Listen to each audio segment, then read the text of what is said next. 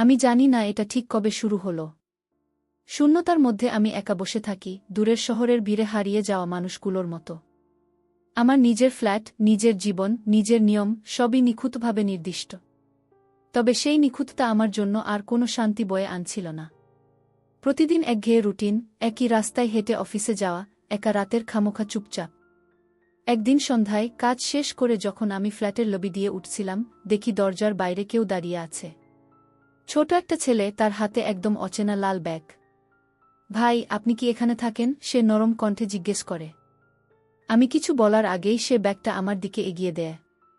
এটা আপনার জন্য, সে বলে, তারপর কোনো ব্যাখ্যা ছাড়াই চলে যায়। ফ্ল্যাটে ফিরে ব্যাগটা খুলতে খুলতে আমার মনটা অস্থির হয়ে ওঠে। ব্যাগের ভেতরে ছোট ছোট জিনিস, চকোলেট, একটি নোটবুক এবং একটা হাতের লেখা চিঠি, ভালো থাকুন। মনে রাখবেন, কেউ আপনাকে দেখছে গি। আমি প্রথমে এটাকে কেবল খেলার ছল বলে ভাবতে চেয়েছিলাম। কিন্তু রাতে ঘুমাতে গেলে মনে হলো কেউ সত্যিই আমার জীবনের দিকে নজর রাখছে। পরের দিন থেকে একই ছেলে আবার হাজির হল। সে ফ্ল্যাটের বাইরে বসে থাকে, কখনো একটি বই নিয়ে, কখনো কেবল তাকিয়ে থাকে। সে কথা বলতে চায়, তবে কিছু না বলেই চলে যায়। একদিন আমি তাকে জিজ্ঞেস করলাম, তুমি কে? কেন তুমি এখানে? সে হেসে বলে, আমি শুধু দেখতে চাই, কিছু জানতে চাই না। শুধু চাই তুমি একা না হওই। যত দিন যাচ্ছে আমি তার উপস্থিতি অনুভব করতে শুরু করি। সে কেবল একজন অচেনা ব্যক্তি নয়, একজন অদ্ভুত বন্ধু, যার ছোট ছোট কাজগুলো এক অদৃশ্য উষ্ণতা বয়ে আনে। একদিন সকালে আমি ফ্ল্যাটের দরজা খুলে দেখি রান্নাঘরে তার রেখে যাওয়া নোটবুক। নোটবুকের পাতা ভরা, প্রতিটি লাইনে আমার দৈনন্দিন জীবন, আমার পছন্দ, এমনকি আমার ভয়গুলোও লেখা। আমি প্রথমে হতভম্ব হয়ে গেলাম। কি করছ তুমি? এটা কেমন? আমি গম্ভীর কণ্ঠে বলি। ছেলেটি শুধুমাত্র হেসে বলে, আমি শুধু মনে রাখি তোমার জন্য দিনগুলো এক অদ্ভুত রূপ নেয়া। আমি তার ছোট ছোট কাজগুলোকে উপেক্ষা করতে পারি না, কখনো রান্নাঘরে কফি রেখে যায়, কখনো আমার কম্পিউটারে একটি হাস্যকর ছবি। প্রতিটি জিনিস যেন আমাকে বোঝাচ্ছে, তুমি একা নওই। কিন্তু এক গভীর রাত আমি হঠাৎ এক অদ্ভুত অনুভূতি পাই। ব্যাগগুলো, নোটবুক, প্রতিটি ছোট ছোট উপহার, সবকিছু যেন একটি নিখুঁত পরিকল্পনার অংশ। আমি ভাবতে থাকি, তুমি আসলেই শুধু সাহায্য করতে চাও, নাকি কিছু গোপন আছে? একদিন বিকেলে আমি ছেলেটির দিকে তাকাই, সে একটি বই নিয়ে বসে আছে। আমি জানতে চাই, তুমি কেন এটা করছো? আমি সোজাসুজি বলি। ছেলেটি চোখে অদ্ভুত নরম আলো নিয়ে তাকায়। কারণ, সে ধীরে ধীরে বলে, আমাদের সবাইকে দেখার কেউ প্রয়োজন। আমি শুধু সেই কেউ। আর তুমি এটি অনুভব করতে পারবে না? আমার মন ভেঙে যায়, কিন্তু একই সাথে কৌতূহল বেড়ে যায়। আমি জানতে চাই, তার এই অদ্ভুত মনস্তত্ত্বের রহস্য কী। রাতের অন্ধকারে যখন শহর নিঃশব্দ, আমি কেবল জানি কিছু বড় ঘটতে চলেছে। এবং ঠিক তখনই আমার ফ্ল্যাটের দরজার হ্যান্ডেল হঠাৎ হেলা। কেউ ঢুকছে। আমি থরথরি কাঁপতে কাঁপতে তাকাই, জানি যে সবকিছু বদলে যাবে। পরের দিন সকালে আমি এখনও সেই রাতের ঘটনার প্রভাব থেকে মুক্ত হতে পারিনি। দরজার হ্যান্ডেল ধীরে ধীরে ঘূর্ণিত হওয়া আমার বুকের ভেতর এক অদ্ভুত চাপ তৈরি করেছিল। কিন্তু ফ্ল্যাটে ঢুকেছিল কে? কোনো চুরি নয়, কোনো হঠাৎ হামলা নয়, খালি ঘরে কেবল ছেলেটি বসে আছে। সে হাসছে, কিন্তু হাসিটা নিখুঁত নয়, এতে আছে মৃদু উত্তেজনা, এক অদ্ভুত রহস্য। ভাই, তুমি নিশ্চয়ই ভয় পেয়েছিলে, সে নরম কণ্ঠে বলে, চোখে কিছু বোঝা যায় না। আমি মাথা নাড়ি, হ্যাঁ। কিন্তু তুমি কেন? সবকিছু কেন? সে নিঃশ্বাস ফেলে, তারপর ধীরে ধীরে বলে, কারণ আমি চাই তুমি সত্যি বুঝতে পারো, একজন মানুষ কখনো একা হয় না। শুধু সময় লাগে খুঁজে পেতে গু। আমি হতবাক, কিন্তু একই সাথে আগ্রহী। সে আসলে কে? তার ছোট ছোট কাজ, উপহার, নোটবুক, সবই কি সত্যিই শুধুই মমতা বা বন্ধুত্বের জন্য? দিনগুলো যেভাবে গড়াচ্ছে, তাতে আমি তার উপস্থিতি এখন অভ্যাসের মতো মনে করি। প্রতিদিন সকালে রান্নাঘরে কফির কাপ রাখা, আমার ডেস্কে ছোট ছোট নোট, অদ্ভুত ছবি, প্রত্যেকটি জিনিস যেন আমাকে এক অদ্ভুত নিরাপত্তার অনুভূতি দেয়া। একদিন আমি ফ্ল্যাটের জানালার পাশে বসে ভাবছিলাম, কেন এই সবটা? আমি কি কোনো কারণে বিশেষ? এক বিকেলে ছেলেটি হঠাৎ বলে, আজ আমি তোমাকে কিছু দেখাতে চাই। আমি তাকে অনুসরণ করি ফ্ল্যাটের পিছনের রাস্তায়। সেখানে একটি ছোট উদ্যান, যেখানে কেবল আমাদের দুজন ছায়া। সে ব্যাগ থেকে একটি ছোট খাম বের করে দেয়। খামটি খুলে দেখি ভিতরে কিছু পুরনো ছবি, আমার ফ্ল্যাটের ভিতর, আমার দৈনন্দিন জীবন, এমনকি আমি যখন একা কাঁদি সেই মুহূর্তগুলো। আমি স্তব্ধ হয়ে যাই। তুমি কি আমার জীবন দেখছ? সে শুধু মাথা নাড়ে। আমি শুধু মনে রাখি প্রতিটি মুহূর্ত। কারণ কেউ যদি সত্যিই দেখার চেষ্টা না করে, তাহলে একা থাকা সত্যিই এক অদ্ভুত অনুভূতি। রাতের অন্ধকারে আমি ভাবতে থাকি, এটা কি শুধু বন্ধুত্ব, নাকি কিছু বড় পরিকল্পনার অংশ? কিন্তু যত দিন যাচ্ছে আমি বুঝতে পারি তার ছোট ছোট কাজগুলো শুধু সাধারণ কৃপা নয়, এতে আছে এক অদ্ভুত শিক্ষা, এক অনুভূতি যা আমাকে আমার নিজের জীবন নিয়ে ভাবতে বাধ্য করছে। একদিন সকালে আমি তার কাছে বসে জিজ্ঞেস করি, তুমি কি কখনো ক্লান্ত হও না? এই সব দেখানোর, সব খেয়াল রাখার? সে হেসে বলে, না, কারণ তোমার মতো মানুষকে সাহায্য করতে পারা আমার জন্য আনন্দ। আমি স্তব্ধ। এটি শুধু সহানুভূতি নয়, এতে আছে এক ধরনের অন্তর্দৃষ্টি যা আমি আগে কখনো অনুভব করিনি। একদিন আমি হঠাৎ লক্ষ্য করি যে সে ফ্ল্যাটে আসা শুরু করেছে যখন আমি ঘুমাচ্ছি। রাতে আমি জেগে দেখি তার ছায়া ঘরে ভেসে বেড়াচ্ছে, ছোট ছোট জিনিসগুলো ঠিকভাবে রেখে যাচ্ছে। আমি ভয় পাই, কিন্তু সেই ভয়ের সঙ্গে আসে এক অদ্ভুত শান্তি। ধীরে ধীরে আমাদের কথাবার্তাও পরিবর্তিত হয়। সে আমাকে ছোট গল্প শোনায়, কখনো রাস্তায় ঘটে যাওয়া অদ্ভুত ঘটনা, কখনো আমার নিজের জীবনের গল্প। আমরা হেসে খেলে কখনো দারুণ নীরবতায় বসে থাকি। প্রতিটি মুহূর্ত যেন আমার হৃদয়ে গভীর ছাপ ফেলে। এক বিকেলে আমি তার দিকে তাকাই, চোখে কৌতূহল। আমি সত্যিই জানতে চাই, তুমি আসলে কে? কেন তুমি সব কিছু করছ? সে আমার চোখে চোখ রাখে, তারপর ধীরে ধীরে বলে, আমাদের সবাইকে দেখা প্রয়োজন।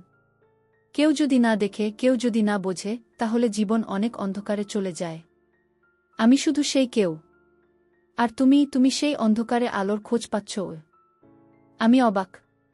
এতদিন ধরে আমি তার উপস্থিতি অনুভব করছিলাম, কিন্তু এখন আমি বুঝতে পারি, প্রতিটি ছোট কাজের মধ্যে লুকানো ছিল এক শিক্ষার গল্প। এই বন্ধুত্ব কেবল আকস্মিক নয়, এটি আমার জীবন বদলানোর জন্য তৈরি। রাত আসে। আমি জানালার পাশে বসে আছি। বাইরের শহরের আলো মৃদু ঝলমল করছে। হঠাৎ ছেলেটি ফ্ল্যাটে আসে, হাতে ছোট একটি চিঠি। আমি ধীরে ধীরে খুলে দেখি। চিঠিতে লেখা, সবকিছু বুঝতে একটু সময় লাগে, কিন্তু তুমি শিখেছ, একাকিত্ব কখনো চিরস্থায়ী নয়। কেউ যদি সত্যিই পাশে থাকে, তার ছোট ছোট কাজই বড় আনন্দ দিতে পারে। আমি ধীরে ধীরে হাসি। রহস্য, উত্তেজনা, ভয় সবই মিলেমিশে এক সুন্দর উপলব্ধি হয়ে গেছে। এবং ঠিক তখন জানালার বাইরে তার নিখুঁত ছায়া, একটি বন্ধুত্বের প্রতীক, আমার জীবনে চিরস্থায়ী ছাপ ফেলতে শুরু করে। এই অধ্যায়ের শেষ দৃশ্য। আমি জানি সব রহস্য এখনও পুরোপুরি উদ্ঘাটিত হয়নি, কিন্তু বন্ধুত্ব, বিশ্বাস এবং স্নেহের মধ্যে আমি এক অদ্ভুত শক্তি খুঁজে পেয়েছি, যা পরবর্তীতে আরও গভীর রহস্য এবং চমক নিয়ে আসবে। একটি শান্ত সকালে ফ্ল্যাটের জানালার বাইরে সূর্য ওঠার আগে আমি বসে আছি। ছেলেটি কেবল এক কোণে বসে, তার চোখে শান্তি এবং এক অদ্ভুত রহস্যময় আলো। গত কয়েক সপ্তাহ ধরে তার ছোট ছোট কাজ, নোটবুক, ছবি, সবকিছু আমার জীবনে এক অদ্ভুত ত্রাণ এবং নিরাপত্তার অনুভূতি এনেছে।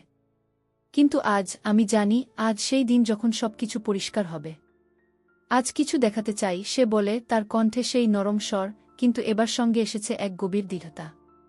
আমি মাথা নাড়ি, মনে মনে প্রস্তুত। আমরা ফ্ল্যাটের পিছনের ছোট উদ্যানের দিকে যাই, যেখানে গাছগুলো হালকা হাওয়ায় দুলছে, পাখির কণ্ঠে সকাল পূর্ণ। সে ব্যাগ থেকে একটি ছোট খাম বের করে। খামটি খুলে দেখি, ভিতরে ছবি, নোটবুক এবং আরও একটি চিঠি।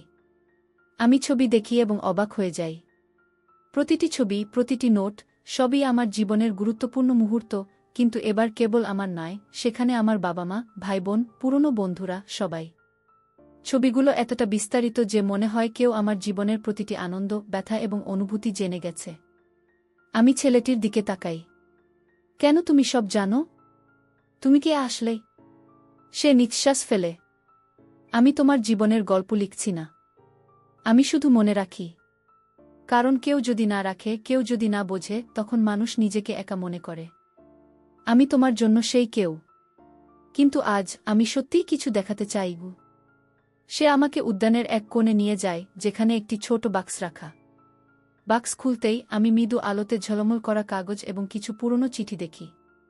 চিঠিগুলো ছিল আমার পরিবারের, বিশেষ করে আমার দাদির লেখা। তারা দীর্ঘদিন ধরে আমাকে দূর থেকে দেখছিল, আমার সুখ ও দুঃখ খেয়াল রাখছিল, কিন্তু সার্কামস্ট্যান্সেসে কেউ এসে আমাকে জানাতে পারেনি। ছেলেটি আমার হাত ধরল, আমি শুধু তাদের চোখ। আমি তাদের বার্তা নিয়ে এসেছি, কারণ তারা চাইছে তুমি জানো, তুমি কখনো একা নও।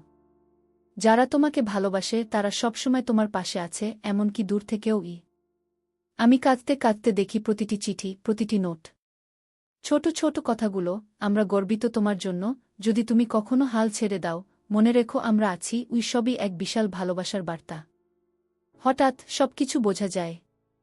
ছেলেটি শুধু একজন বন্ধু নয়, সে ছিলেন আমার পরিবারের নিখুঁত প্রতিনিধি, যে আমাকে দেখছিল এবং আমাকে সেই অদ্ভুত একাকিত্ব থেকে উদ্ধার করার জন্য এসেছে। তার ছোট ছোট কাজ, উপহার, সবকিছু কেবল বন্ধুত্ব বা দয়া নয়, এটি ছিল একটি পরিকল্পিত প্রেম এবং পরিবারের স্নেহের প্রকাশ, যা ধীরে ধীরে আমাকে শক্তি এবং নিরাপত্তা দিয়েছে। আমি ছেলেটির দিকে তাকাই, চোখ ভিজে গেছে। তুমি তুমি আসলেই কে? সে হেসে বলে, আমি শুধুই একজন কিশোর, যিনি জানে একটি ছোট কাজ বড় পরিবর্তন আনতে পারে। কিন্তু সবচেয়ে গুরুত্বপূর্ণ হল, তুমি বুঝেছ যে তুমি কখনো একা নও। দিনের আলো ফ্ল্যাটের ভিতরে ঢুকে পড়ছে।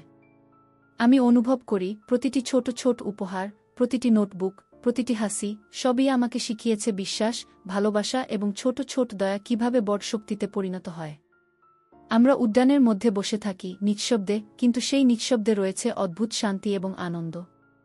আমি বুঝি জীবন কেবল একা থাকার জন্য নয়, এটি সম্পর্ক, স্নেহ এবং বোঝাপড়ার জন্য।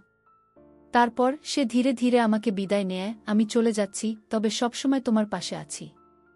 শুধু মনে রেখো, যে কেউ সত্যিই ভালোবাসে সে দূর থেকেও তোমাকে শক্তি দিতে পারে। কি আমি জানি সে চলে গেলেও তার উপস্থিতি, তার ছোট ছোট কাজের স্মৃতি আমার হৃদয়ে চিরস্থায়ী। আমি ফ্ল্যাটের জানালার কাছে দাঁড়াই, শহরের আলো এবং সকাল ভরে ওঠা শান্তি অনুভব করি। সবকিছু স্পষ্ট। রহস্য শেষ। বন্ধুত্ব এবং পরিবারের ভালোবাসা আমার জীবনকে পরিবর্তন করেছে। আমি বুঝতে পারি, বিশ্বাস, ভালোবাসা এবং ছোট ছোট দয়া এক অদ্ভুত শক্তি, যা একাকিত্বকে চিরকাল দূর করতে পারে। শেষে আমি হাসি। একাকিত্ব আর ভয় নেই। জীবন সুন্দর, কারণ আমি শিখেছি, কেউ যদি সত্যি ভালোবাসে সে কখনো দূরে থাকে না। এবং সেই মুহূর্তে আমি জানি সবকিছু ঠিক আছে। সব রহস্যের উত্তর মিলেছে। বন্ধুত্ব, ভালোবাসা এবং বিশ্বাসের জাদু আমার জীবনে চিরস্থায়ী ছাপ ফেলেছে।